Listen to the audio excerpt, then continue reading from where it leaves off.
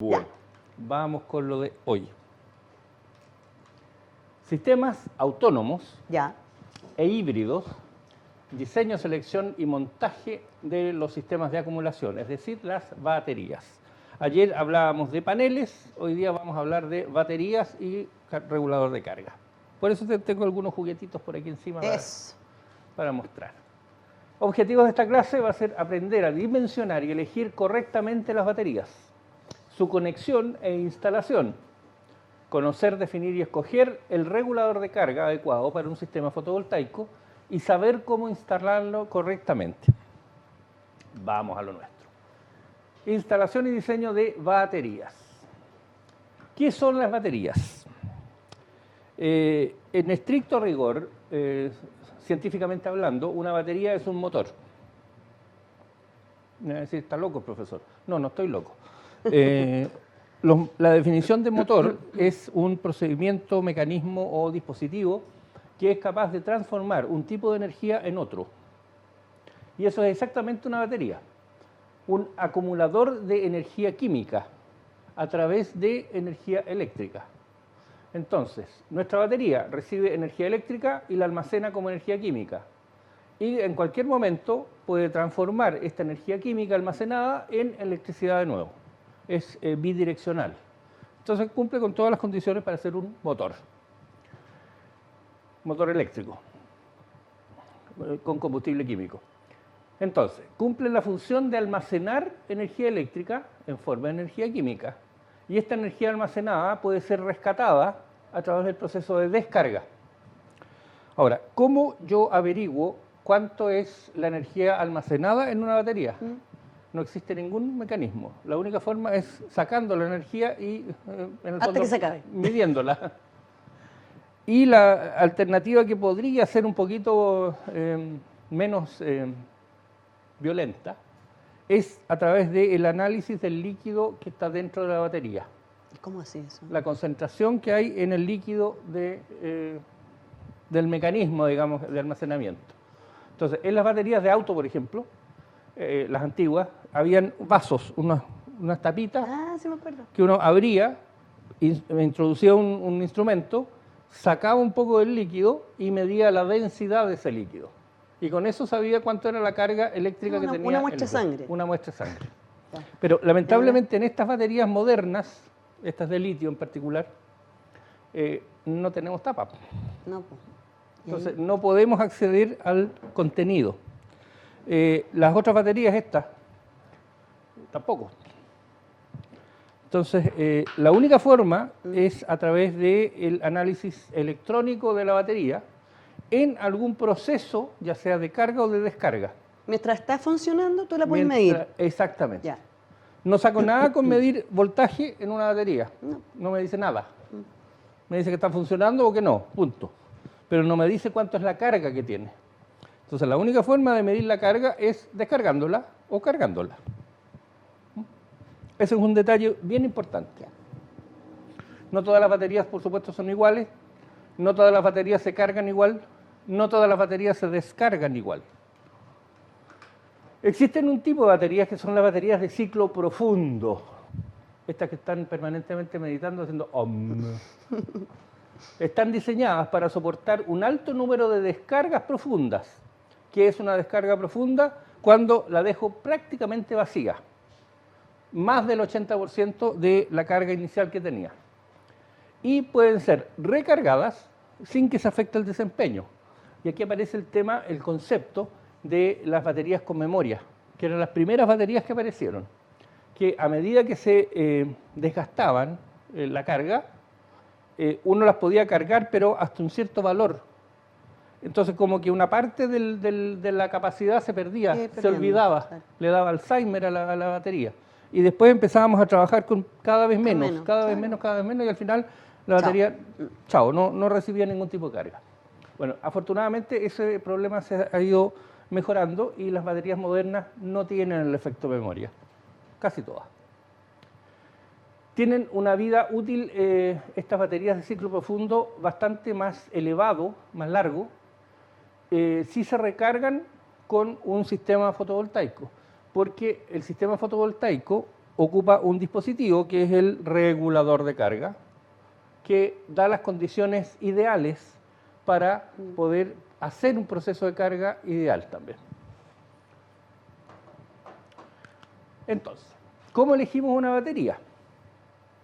Primero, las baterías se identifican a través del voltaje que entregan o que reciben y de la corriente que entregan o que reciben, amperes. Normalmente en amperes hora. ¿Qué significa esto? Que una batería de 120 amperes hora va a entregar 120 amperes durante una hora de descarga. No más, no menos. Ahora, no significa que tenga solo 120 amperes. Significa que en una hora va a poder entregar esos 120 amperes si tiene la carga suficiente. De manera estable. De manera continua. estable. Eso. Ahora, lo que debemos fijarnos es del voltaje que está entregando. Obviamente, cuando la carga va disminuyendo, el voltaje también va disminuyendo.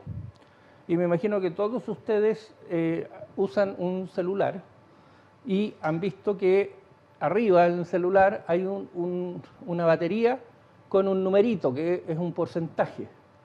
20, 30, 40, 80, de repente 10%.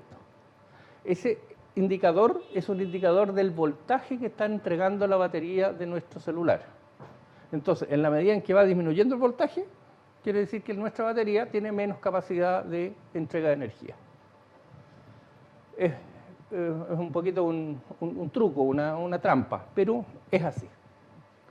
Entonces, nos vamos a fijar en el conjunto de paneles que tenemos, de tal modo que el voltaje que entregan los paneles sea el mismo o similar al voltaje que recibe y entrega la batería. Si estamos muy dispares, lo más probable es que las baterías no logren cargarse o se sobrecargan. Quiere decir, en el fondo lo que estamos haciendo es hacerlas hervir. Ya. Porque con un exceso de voltaje o un exceso de intensidad, lo que hacemos es que el contenido de la batería, en vez de funcionar como almacenador de energía, consume energía. Y lo que hace es calentarse, pues, empieza a hervir y queda la embarrada. Sí. Entonces, el que está encargado de hacer este equilibrio entre el voltaje que está recibiendo la batería y el voltaje que está entregando el sistema solar es el regulador de carga, y vamos a ver que hay dos tipos de reguladores de carga. Oye, si quieres, profe, déjalo, a lo mejor puedes dejarlo paradito, porque si vamos a volver a hablar sobre él, así ¿cómo se llama? Lo muestran cada vez que lo nombras. Por ahí. Eso. Ya. Ya lo dijimos, no todas las baterías son iguales, por lo tanto, elegir una batería u otra va a depender de un montón de factores. ¿Cuáles son las principales diferencias? ¿En qué voy a usar la batería?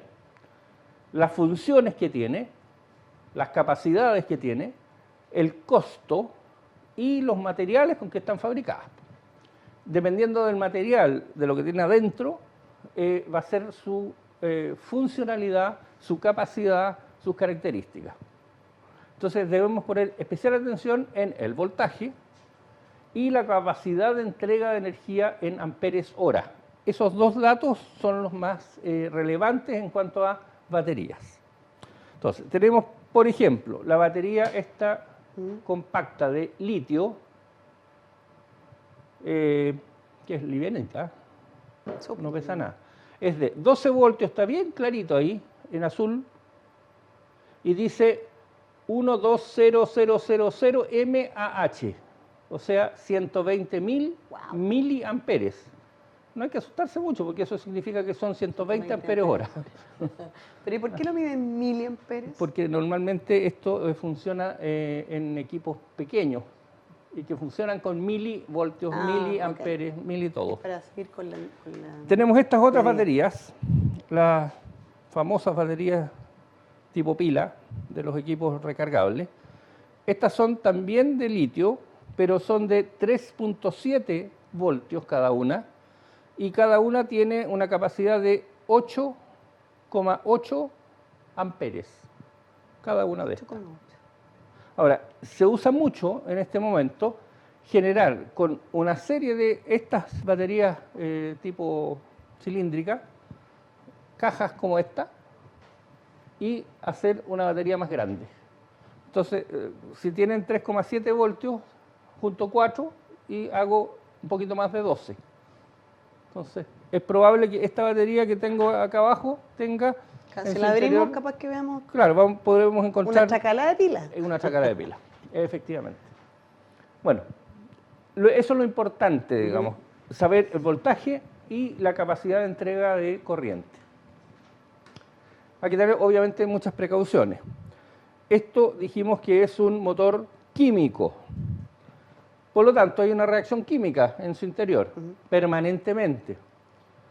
Y dentro de la batería, independiente del tipo de batería, se generan gases, principalmente oxígeno, O2, e hidrógeno, H2. Ahora, ustedes me dirán, ¿y qué importa si en la atmósfera hay oxígeno y hay hidrógeno? El problema es que cuando se mezclan estos dos muchachos, son altamente explosivos y dejan la embarrada. Por eso, si ustedes se fijan, todas las baterías dicen no las bote a la basura, sí, no las perfore, no las rompa, trátelas con cariño. Y no las someta a alta temperatura. Exactamente. Porque si llega a salir el gas que está acumulado dentro de la batería, Dios nos libre, lo más probable es que se inflame la batería. Entre paréntesis, es el grave problema que tienen los vehículos eléctricos en este minuto. Que hay algunos videos incluso dando vuelta por ahí, en que algunos vehículos van circulando por las carreteras, pasan por un bache, como los conjuntos de baterías van por debajo del vehículo, rompen una batería y esta batería se inflama. ¿Como los Tesla? Como los Tesla. Bueno, que no nos escuche. Yo he visto unos de otra marca, pero me imagino que a los Tesla también le pasa. Sí. Bueno, sí, pues entonces, para evitar este problema de explosión, necesitamos disponer de ambientes ventilados, donde están las baterías, y además ambientes que sean totalmente protegidos. Tenemos que tener extintor, tenemos que tener un buen ventilador, tenemos que tener un piso impermeable, etcétera, etcétera. Y condiciones en el fondo de temperatura baja. Estables. Estable. O sea, por ejemplo, se recomienda, no sé, 20, máximo 20 grados. Exactamente, temperatura ambiente agradable al ser humano. Ya. Marcelo Jalil hace una súper buena pregunta. Dice, ¿dónde dejó las baterías usadas después si tienen tanta...? Buena pregunta. Buena pregunta. Es una pregunta que no tiene respuesta aún. O sea, el que haga el negocio le va a dar... Bueno, o sea, Landerreche recogimos baterías. Sí. Pero hay otro problema más. ¿Qué pasa cuando mi panel solar se echó a perder? Terminó su vida útil después de 25 años. ¿Qué hago con él?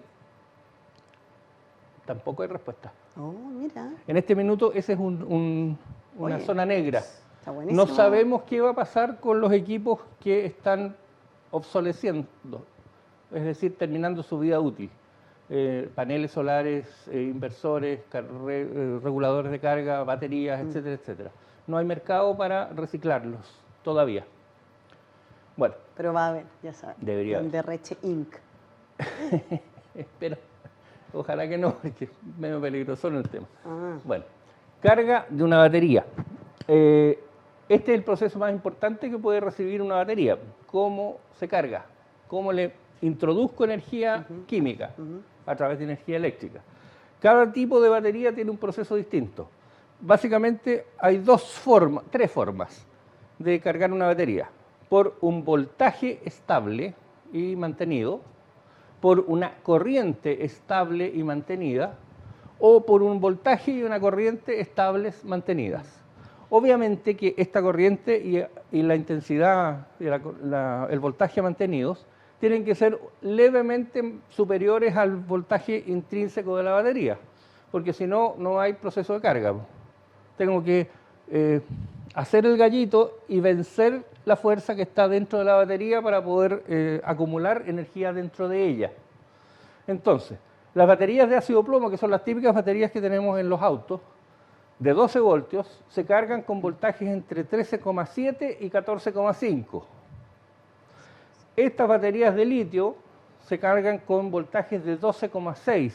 ¿Por qué? Porque necesitan una intensidad constante y un voltaje fijo.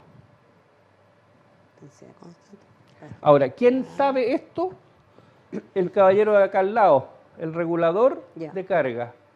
Él es capaz de, a través de switch, de botones, qué sé yo, podemos nosotros programarlo y decirle en qué voltaje y en qué intensidad voy a cargar yo mis baterías.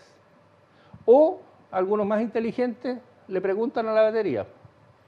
¿Por qué? Porque la batería ahora viene con electrónica adelante, Ya, entonces. que me indica qué voltaje o qué porcentaje de carga hay. Y al mismo tiempo le entrega al Esa regulador de información. carga el dato, oiga, yo necesito este voltaje y esta intensidad para poder cargarme. Si no, no funciona. ¿Esa está completa? ¿Eso significa los Sí. los 5 puntitos? Los 5 puntitos significa que tiene carga completa. Ya. ¿Cuánto tarda en cargar? Depende del tamaño de la batería. Pero las que vamos a necesitar, ponte tú. Nosotros deberíamos estimar un proceso de carga de por lo menos 8 horas. Ah, ya. No es tanto. O sea, No, no es tanto. es echar a andar en un día el sistema. Exacto. Ya. Sí, sí. Súper bien. Ahora, podemos hacer un cuadro comparativo de los diferentes tipos de baterías. Ahí tenemos una batería tipo Zebra, polímero de litio, iones de litio, níquel hidruro metálico, el NiMH, que son las mismas baterías que usan los equipos electrónicos, el níquel cadmio, que eran las baterías que usaban los primeros teléfonos celulares, y plomo ácido, que son las baterías tradicionales que usamos siempre en nuestros vehículos, por ejemplo.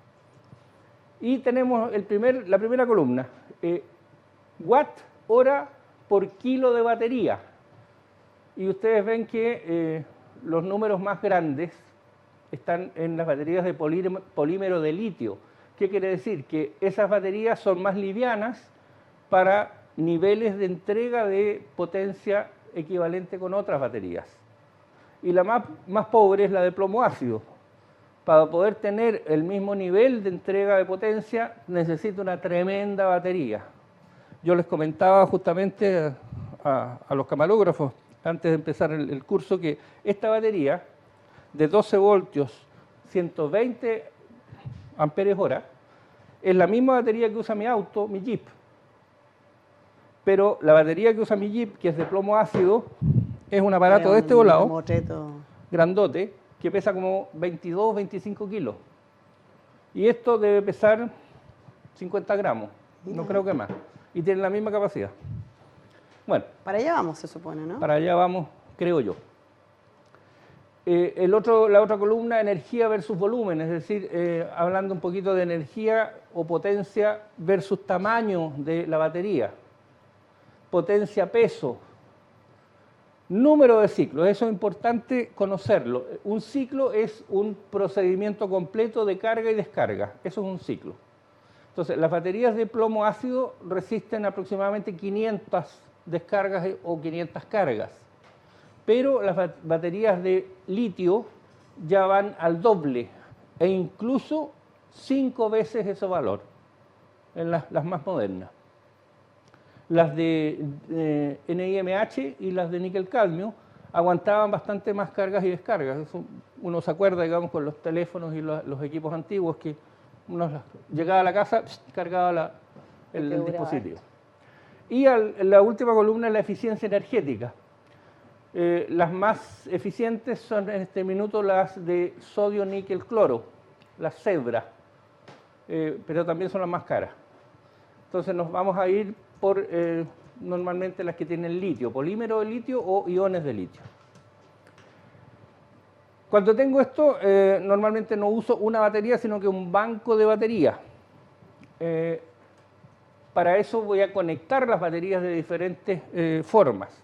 Y ahí tengo que considerar un dato muy importante, que es el DOD, que son las siglas en inglés de profundidad de descarga, Depth of Discharge. Las baterías de ácido plomo en general soportaban hasta 30% de descarga de su carga total. Las baterías de litio ahora están en un rango de 70 a 90 porcentaje de profundidad de descarga, es decir, las puedo descargar casi completas sin que sufran ningún tipo de daño. y con esta profundidad de descarga mantenida en el tiempo, las baterías de litio fosfato de hierro aguantan hasta 3000 ciclos. O sea, triplican el valor de vida, digamos, de una batería normal. En cuanto al mantenimiento, la mayoría de las baterías modernas son sin mantenimiento, es decir, yo no tengo nada más que usarlas y punto. El problema es que presentan posibilidad de fugas y la posibilidad de fuga implica inflamación. Entonces, tenemos que tener cuidado en eso. Por último, el precio, obviamente las de litio son las más costosas y las de ácido plomo tradicionales son las más baratas. Entonces, ahí tengo que empezar a jugar qué tipo de mecanismo de utilizar yo para mi banco de baterías. La tercera opción es la de ácido plomo gel, en que en vez de tener un líquido dentro de la batería, lo que tenemos es un gel, pero son de ácido plomo, igual como las originales. Para dimensionar el banco, entonces, tenemos que calcular la capacidad de almacenamiento requerido y para ello debemos considerar, primero, el número de días de autonomía, que se recomienda entre 2 o 3, no más, que consiste en cuántos días va a soportar el sistema, estamos hablando de un sistema totalmente autónomo, la carga de consumo total de la vivienda, sin requerir una recarga con el sistema fotovoltaico. Entonces, por lo menos tenemos que tener una autonomía de 2 días, porque podría ser que estuviéramos, no sé, con una pana o con un problema de clima y no tengamos carga desde los paneles. Tenemos que considerar la profundidad de descarga en cada estación, que no supere el 70%. Y tenemos que considerar, por supuesto, el voltaje de las baterías. Profe, Yes. están contándonos nuestros amigos también ahí que hay algunos lugares donde están recibiendo, y de hecho Soymac en algún minuto recibió baterías, pero de auto. De auto, sí. No es sí. lo mismo de lo que No estamos es lo hablando mismo. acá, por si acaso, ¿ya? Porque Sí. Sí, de hecho hay reciclaje de neumáticos y de baterías de auto y de los líquidos o los fluidos, digamos, lubricantes que tienen los autos cuando se hace el recambio. Pero es solo de autos, no estamos hablando de baterías de equipos fotovoltaicos. Ya, perfecto. Hecha esa aclaración, vamos a ir a la primera pregunta al pizarrón miércoles, mi alma. Oye, le agradezco a todos los que estaban preocupados por mi voz y que están muy contentos de volver a escucharme. Mi marido no es uno de ellos, ni uno de ustedes, así que muchas gracias. 1 minuto desde ahora ya. Esta decía así: las baterías para los SFB tienen como principal característica: no liberan gases explosivos, se pueden descargar totalmente, tienen un alto número de ciclos de descarga, son de 12 volts, todas las anteriores. ¿Cómo nos fue? En su mayoría contestaron que tienen un alto número de ciclos de carga y después le sigue todas las anteriores. Aclaremos. Sí, a ver, la primera opción, no liberan gases explosivos, eso es falso, completamente falso. Se pueden descargar totalmente si se pueden, pero no se deben, porque se mueren. Tercero, tienen alto número de ciclos de descarga, absolutamente correcto. Ya, ¿Y son de 12 voltios? Bueno, no todas son de 12 voltios, hay algunas de 24. perfecto. Recapitulemos. La reacción química dentro de las baterías genera gases de oxígeno e hidrógeno que son altamente explosivos. No todas las baterías son iguales. Es necesario seleccionar la que mejor cumpla los requerimientos del proyecto. Las principales diferencias están en sus usos, sus funciones, sus costos y facilidades y los materiales con los que están fabricados. 20:31, Jorge Landerreche. Ay, me asusta. Eso quería, eso estaba buscando. Casi me muero. Bueno, dimensionamiento. No se pierdan aquí porque ahí vamos a hablar de números. Ya. ¿Cómo defino la capacidad nominal de mi banco de baterías? Que yo tengo como dato los watt-hora que necesito mantener de potencia. Entonces, los watt-hora, que es la capacidad nominal de mi banco, va a ser el consumo medio diario, L, load, carga, por el día los días de autonomía que necesito, N. Partido todo esto por la profundidad máxima de descarga que voy a exigirle a mi banco de baterías. Vamos a hacer un ejercicio cualquiera. Supongamos que necesitamos 3.088, o sea, kilowatts al día de energía, considerando 2 días de autonomía y una profundidad de descarga de 70%, que es lo más razonable que podríamos utilizar. Entonces, multiplicamos 3.088 por 2, dividimos por 0.70, eso nos da 8.822 watt-hora. Quiere decir que, dividiendo por 1000, son 8,8 kilowatt-hora. Tenemos que transformar esto ahora en amperes hora, que es la medida que tenemos nosotros de nuestras baterías. ¿Cómo lo hacemos? Fácilmente. El WH, watt-hora, lo dividimos por el voltaje de la batería y vamos a tener la intensidad por hora que necesitamos, que es la misma de las baterías. Entonces, el 3822 watt-hora dividido por 12 voltios de las baterías da 735 amperes hora. Entonces tengo que juntar suficientes baterías para conseguir estos 735 amperes hora. Repito, una batería puede ser de 100, 120 amperes hora.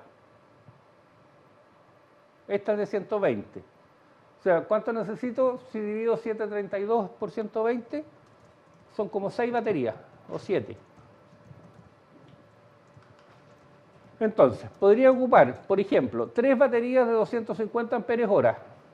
Eso serían 750 amperes hora. 8 baterías de 100 amperes, eso serían 800 amperes hora. O 5 baterías de 150 amperes hora, serían 5 por 5, 25, 2, 5, 1, 5, 850 amperes hora. Existen baterías entonces de diferentes valores nominales de voltaje y diferentes intensidades nominales. Tengo que jugar ahí buscando las alternativas que tengo en el mercado. 65 amperes hora, 100, 120, 150, 200, 250. Hay algunas hasta de 400 amperes hora. En el sistema que usamos de ejemplo, podríamos tener, por ejemplo, una potencia de 1 kilowatt, o sea, 1000 watts. Para ello vamos a usar 5 placas solares de 200 watts cada una. Y vamos a considerar 2 días de autonomía. Por lo tanto, nuestro banco, de acuerdo a las multiplicaciones que tenemos que hacer, de 735 amperes hora de capacidad, se van a usar 3 baterías de 250 amperes hora, que hacen un total de 750 amperes hora, un poquito más de lo que necesitamos. ¿Dónde las voy a instalar? Deben ser un lugar ventilado y resistente a derrames, sobre todo de líquidos ácidos o alcalinos. Se recomienda siempre tener un extintor químico en ese mismo recinto para fuego clase C, fuego eléctrico, o extintores de dióxido de carbono, que son casi todos sistemas automáticos.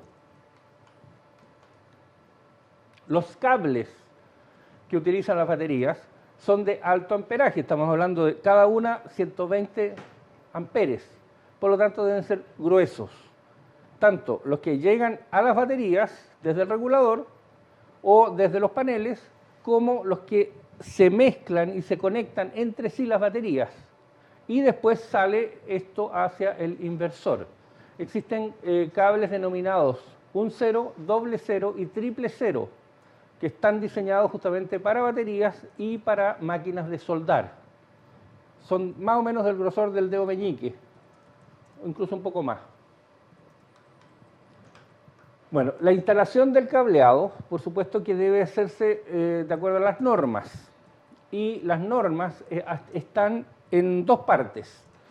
Una en el Ministerio de Energía, en una pequeña pestaña que dice documentación. Ahí podemos encontrar todas las normas relativas a los sistemas solares fotovoltaicos. Y el otro lugar donde vamos a encontrar estas normas va a ser la SEC, Superintendencia de Electricidad y Combustibles, a través de dos formatos de instrucciones, o ¿cómo les llaman ellos? Planillas.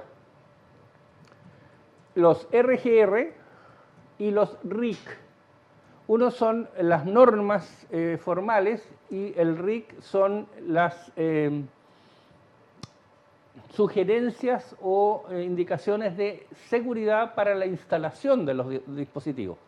Entonces, ustedes pueden introducir sus datos en la página de SEC o en la página del Ministerio de Energía, donde dice documentación, y van a encontrar los documentos técnicos. Ahí yo les recomiendo que los bajen para poder encontrar cuáles son los dimensionamientos exactos de los cables y cuál es la norma técnica que rige esta instalación. En cuanto a los bornes y conectores que vamos a utilizar, preferentemente que sean de bronce o de cobre, y además deben contar con pernos para la sujeción de los cables, de tal modo que no exista un mal contacto, porque cuando un cable en el borne queda mal apretado o mal fijado, vibra, y esa vibración produce chispas. Entonces el cable termina fundiéndose y no aumenta mucho la resistencia, por lo tanto se empieza a calentar y tenemos un problema de cortocircuito. Al instalarlos es necesario protegerlos. ¿Cómo los protejo? Simplemente con vaselina en pasta, no con grasa, vaselina. La vaselina es conductiva, pero aísla de la humedad, del ácido y de un montón de otros problemas. Así vamos a minimizar los efectos por daño químico y las fallas en el contacto. ¿Y si no tenemos vaselina y hay que limpiarla, con qué lo hacemos? Totalmente que queden en seco. Con un paño húmedo se limpian y se instalan en seco. ¿Qué habías dicho tú, Lucho? ¿Con qué limpiáis? ¿Te acordás que dijiste antes de la vaselina? Dijiste con qué se limpian las... Para limpiarlas cuando están oxidadas se usa bicarbonato de sodio, agua con bicarbonato de sodio. Pero eso ya es un proceso de mantenimiento, digamos. No es un proceso de instalación. No puedo repetir lo que me está diciendo, mi jefe. Uy. Bueno, igual que las conexiones que tenemos en los paneles, nosotros podemos interconectar las baterías o el banco de baterías en serie, en paralelo o en mixto. ¿Y de qué va a depender esto? De voltaje y corriente que necesitamos obtener finalmente en nuestro sistema.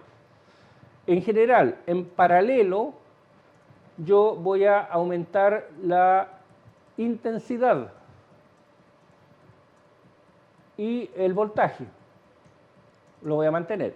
En cambio, en serie voy a aumentar el voltaje y voy a mantener la intensidad. Por supuesto que mixto voy a aumentar ambas situaciones, pero tengo que tener mucho cuidado porque todos los elementos tienen que tener el mismo voltaje y la misma capacidad de entrega de energía. Si no, voy a hacer ahí unos nudos medio extraños. Profe, tengo que dar un anuncio de utilidad pública que me están pidiendo acá, que por favor informe que el botón completo lo deben hacer al final de la transmisión, porque si no, si lo hacen ahora, los va a sacar de la transmisión, ¿ya? Así que porfa, que estaban preguntando harto, así que ya, vale. Listo, fin de la utilidad pública. Bien, entonces ahí está el ejemplo de dos baterías en conexión en serie o en paralelo. También podríamos usar eventualmente un sistema de generación fotovoltaica sin baterías, pero tenemos que tener la consideración que solo va a funcionar mientras el sol esté iluminando. ¿Cuándo sirve esto? Por ejemplo, para sistemas de bombeo, en que bombeo simplemente de día, de noche consumo el agua que bombee y punto. O utilizo otro sistema, digamos, puede ser un sistema eólico, por ejemplo.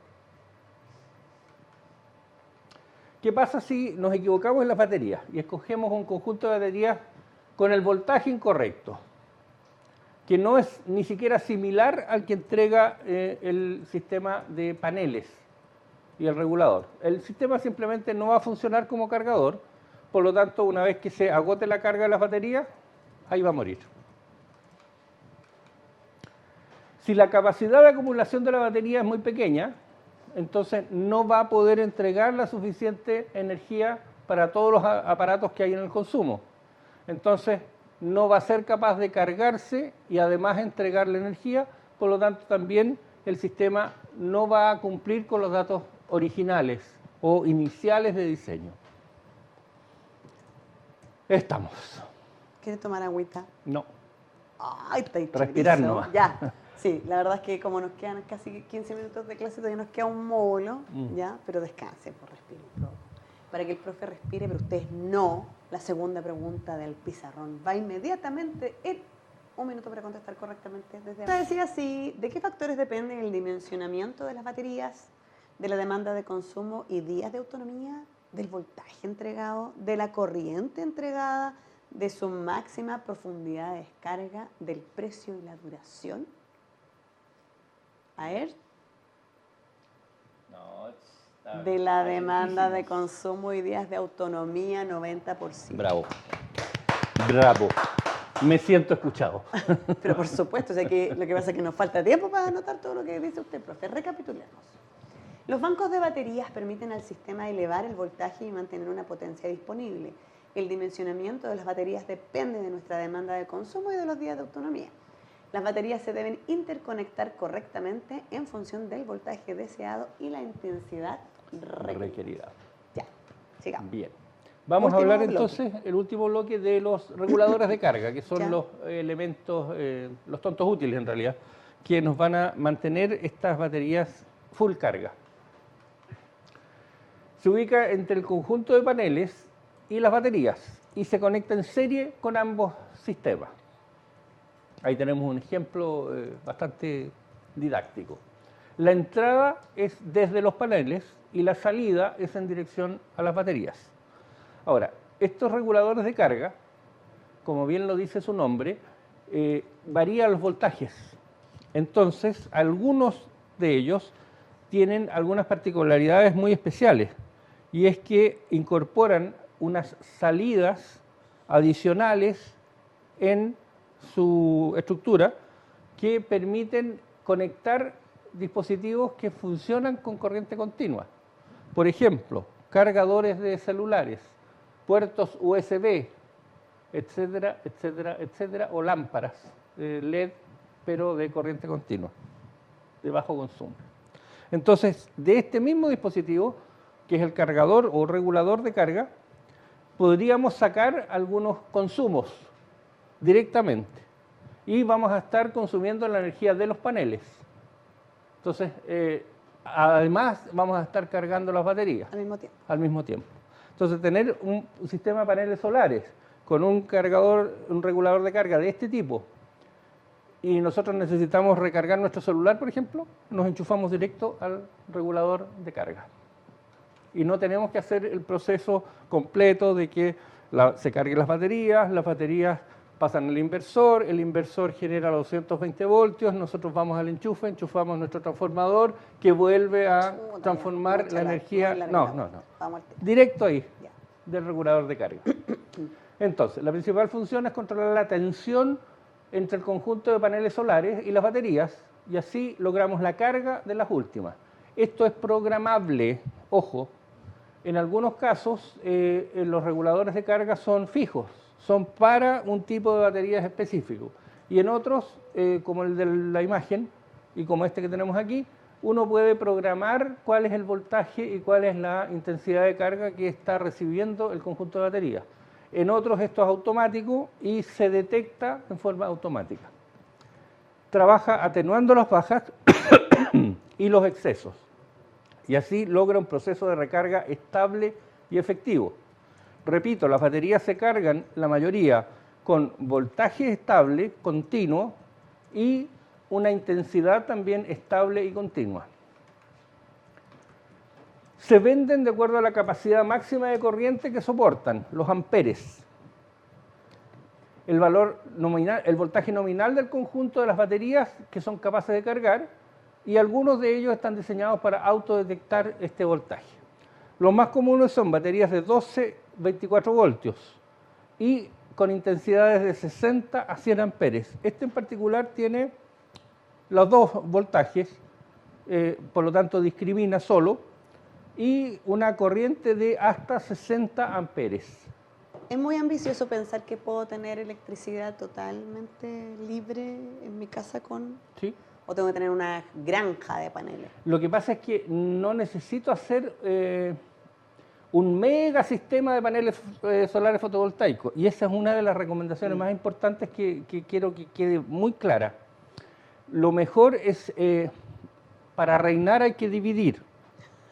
Entonces, si yo puedo sectorizar mis consumos, por ejemplo, todo lo que es iluminación, tanto interior como exterior, todo lo que es carga de artefactos, celulares, equipos de red, internet, todas las pitos y flautas que uno tiene electrónica, entonces puedo hacer un sistemita exclusivamente para eso. Y los otros elementos que son de potencia, empezar a incorporarlos de a poco a otro sistema, que no va a requerir tanta carga, sino que la carga es suficiente para esos sistemas, nada más, todos esos equipos. Ya, pero eso, lo que te decía yo, porque están preguntando también, o sea, va a haber que tapizar el techo con paneles solares. Es que depende de la energía solar disponible que haya. Ya, pero alguien podría llegar a independizarse total y absolutamente en Iquique. En Iquique, de todos modos, incluso en Temuco. Hasta Temuco podríamos independizarnos totalmente. Totalmente. Casita en la pradera. Ahora, exactamente. Y chao con... El tema está en que los sistemas off-grid son los que más han proliferado, digamos. Y ahora están con un desarrollo tecnológico pero impresionante. Entonces podemos aspirar a eso. Sí, claro. Ya. Bueno, lo que les dije, algunos reguladores de carga tienen incorporados enchufes de salida de corriente continua, como este, y en ellas se pueden conectar equipos que utilicen este tipo de energía eléctrica directamente. Por ejemplo, luces LED de bajo voltaje, normalmente son de 6 o 12 voltios, o los cargadores, por ejemplo, USB de celulares y de otros equipos que funcionan en 5 voltios. Yo en mi parcela por lo menos tengo un sistema solar que entrega energía a través de puertos USB que alimenta las cámaras de vigilancia. Y no necesito estar conectado a la red pública, tengo el 24/7 conexión efectiva, digamos. Bueno, hay unos reguladores de carga que se llaman MPPT, que viene de Maximum Power Point Tracking. Son un 30% aproximadamente más eficientes que los comunes, que son los PWM o Pulse Width Modulation, y no requieren que las configuraciones de voltaje de baterías y colectores sean necesariamente las mismas, pueden ser parecidas. El MPPT es más eficiente, especialmente en condiciones variables, mientras que el PWM es más económico y es adecuado para sistemas más pequeños y con menos fluctuaciones de voltaje. Entonces yo tengo que escoger si me voy por un MPPT o por un PWM, dependiendo de mi configuración y de mis capacidades. Ahora, en mi colector solar yo voy a tener un máxima potencia nominal, P máxima, 150 watts. Por ejemplo, un sistema con 7 placas de 150 watts y 12 volts nominales, conectadas en paralelo. Entonces, tengo una intensidad de corriente del regulador. Hay un factor de seguridad y una corriente continua en el panel solar, que es lo que viene llegando. Y además hay número de placas conectadas en paralelo. Entonces voy a multiplicar este factor de seguridad por la corriente del panel solar, por el número de placas, y voy a tener la corriente que va a llegar al regulador. Ahora, el factor de seguridad es porque la energía solar es variable. Entonces, el dato que yo tengo de potencia máxima podría eventualmente aumentar un poquito, y por eso le doy este factor de un 25% más. Entonces, según los datos que nosotros anotamos, es 1,25 por 8,8 por 7, total 77,2 amperes. Por lo tanto, voy a seleccionar un regulador de carga que soporte hasta 80 amperes hora o idealmente 100 amperes hora en 12 voltios. Pasadito el tejo. Un poquito pasado. Sí. Ahora, las conexiones, ¿cómo conecto todos estos dispositivos? Lo primero que tengo que conectar cuando estoy recién armando el sistema son los conductores que van del regulador. Luego las baterías. ¿Por qué? Porque tengo que evitar las descargas indeseadas o cortocircuitos. Y todo esto lo tengo que hacer con los paneles tapados, Sí, de pues, manera que no generen energía que me podrían producir algún arco voltaico. Entonces, el orden es, primero el banco de baterías, segundo los módulos fotovoltaicos y tercero todas las cargas en corriente continua. Eso, así voy a conectar yo en ese orden los componentes la primera vez. ¿Qué pasa si yo no uso regulador en mi instalación? Bueno, las baterías no se van a poder cargar Oh, estáis loco. porque requieren un voltaje estable. Claro. La energía que se puede capturar y entregar al panel es variable en voltaje durante el día, dependiendo de la energía solar, y también variable de intensidad. Y es justamente esto lo que compensa el regulador. Por lo tanto, sin regulador simplemente no voy a funcionar. Esto es muy importante. Sí. Cada vez que nosotros intervengamos algún sistema solar fotovoltaico, necesitamos un equipo de protección personal. Nunca se realizan las instalaciones sin los elementos de seguridad. Todos los trabajos se deben realizar con la adecuada capacitación. Si está funcionando, no lo toque. Esa es la recomendación más importante que pueden ustedes tener. Protector en las manos, en los brazos, total del cuerpo, auditivos, en la cabeza, oculares y faciales, protección respiratoria y de pies y piernas. Jamás se deben manipular cables energizados. Bajo ninguna condición manipular las conexiones de corriente continua en operación, ya que una desconexión va a provocar un arco eléctrico entre los conectores, dañando esos componentes y produciendo chispas que van eventualmente a destruir el conector y pueden dañar, por supuesto, al operador. Eso es lo más importante. Exacto. Oye, antes de ir al último, recapitulemos, justo nos estaba contando Marco Antonio Calisto que en Quilquico está fuera de red. Así que es uno de nuestros... Es uno de nuestros clientes. Es uno de los nuestros. Ya, recapitulemos y ya vemos si alcanzamos con un minutito alguna pregunta. La secuencia de conexión es batería, primero en el regulador y luego en las baterías. Paneles, cubiertos y consumos. Sí. Utilice secciones de cable que toleren las corrientes circulantes y exclusivos para uso de corriente continua. Exacto, conectores en paneles y baterías. Tome las precauciones de seguridad en su trabajo para las personas y los equipos. Me voy a girar un poquito aquí porque estoy viendo que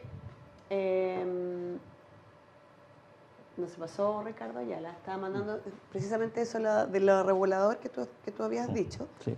Y un dato mientras tanto. Por favor. Aquí tengo un equipito que me pareció pero muy interesante. Es un controlador de riego por goteo solar. Entonces, lo único que tengo que hacer es estas mangueras conectarlas a mis plantas y una de ellas conectarlas a un estanque con el líquido con el que voy a regar. Y se programa por acá al lado la cantidad de horas y minutos del día que va a estar funcionando. Tiene una batería, así que funciona permanentemente y funciona con energía solar.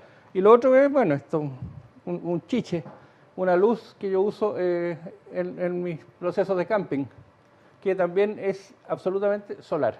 A todo panel usted, profe. De hecho, mira, Rubén Ponce estaba preguntando algo para una bomba de agua, por ejemplo. Dice, de un HP, ¿cuántas baterías debería tener instaladas? ¿Afecta el pic de corriente de arranque, por ejemplo? A ver, un HP son aproximadamente 760 watts. Por lo tanto, es menos de 1 kilowatt. Habría que dimensionar la batería para ese consumo. Ya, pero todas estas cosas que están planteando ustedes se pueden. Por supuesto. Y eso es lo más importante. Sí.